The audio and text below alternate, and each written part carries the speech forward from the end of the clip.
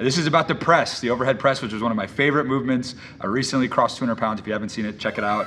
I think this will be really interesting to see. The most important tip that I can give you, you've got to up the frequency, man. Once you're past the early beginner stages, this lift is simply not going to budge if you're only training it one time per week. And that just is what it is. This lift can be very stubborn, and once the body has adapted to a given level of work, you'll be really hard pressed to expect the overhead press to continue to improve at that point. So something that I can add in here, he's 100% right. If you want to get good really at anything, you have to do it often.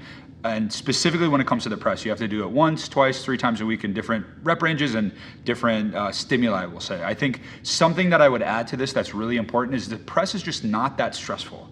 It's a long range of motion with a light weight. It's very difficult to do correctly. It's very sensitive to form. So it is something that you can do often and that you will need to do more often. This is in stark contrast to something like the deadlift, which is extremely heavy. You can do it in a way that makes it extremely stressful, so you can't do it as often.